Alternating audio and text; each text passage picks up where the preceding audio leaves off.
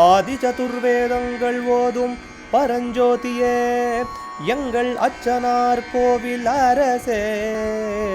நம்புவோர்க்கு உபகாரி என்பதில் இவரன்றியில் நாட்டில் ஓர் தெய்வம் யார்கான். ஆதி சதுர்வேதங்கள் ஓதும் பரஞ்சோதியே எங்கள் அச்சனார் கோவில் அரசே.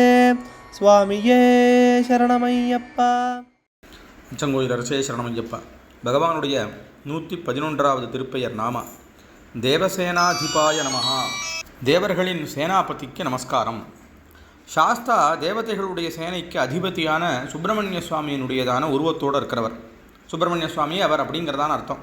இந்த நாமாவில், இந்த சாஸ்திரநாமத்தில் எல்லா தேவத்தையோட ரூபமாக பகவானை சொல்லப்படுறதுனால பரமேஸ்வரனை சொன்னதாக இருந்தது, மகாவிஷ்ணுவை சொன்னதாக இருந்தது, பிரம்மாவை சொன்னதாக இருந்தது, அப்படியே வரிசையில் இப்போ பிள்ளையாரை சொன்னதாக இருந்தது, இப்போ சுப்பிரமணிய சுவாமின்னு சொல்கிறதாக இருக்குது.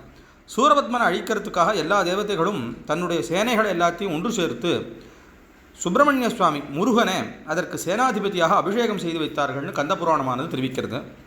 பகவானும் கீதையில் சேனானீனாம் அகம் ஸ்கந்தகா, சேனாபதிகளில் நான் ஸ்கந்தனாக இருக்கேன் அப்படின்னு சொல்லியிருக்கார். தேவசேனாபதையே நமகான்னு சுப்பிரமணிய சுவாமியுடைய அஷ்டோத்தரத்திலையும் பேர் அமையிறது. சேனாபதி அப்படிங்கிறதான பேரை எந்த அடமொழியும் இல்லாமல் சுப்பிரமணிய சுவாமிக்கே பொருந்தும் அப்படிங்கிறது தெரிஞ்ச விஷயம். அதனால் அந்த சுப்பிரமணிய சுவாமியினுடைய உருவமாக இருக்கக்கூடியதான சாஸ்தாவுக்கு நமஸ்காரம் அப்படின்னு இந்த நாமாவானது தெரிவிக்கிறது. முருகன் சோதரனே சரணமையப்பாங்கிறதான சரணவிழியும் பகவானுக்கு இருக்கிறது குறிப்பிடத்தக்கது. அச்சங்கோயில் அரசே சரணமையப்பா. அச்சனார்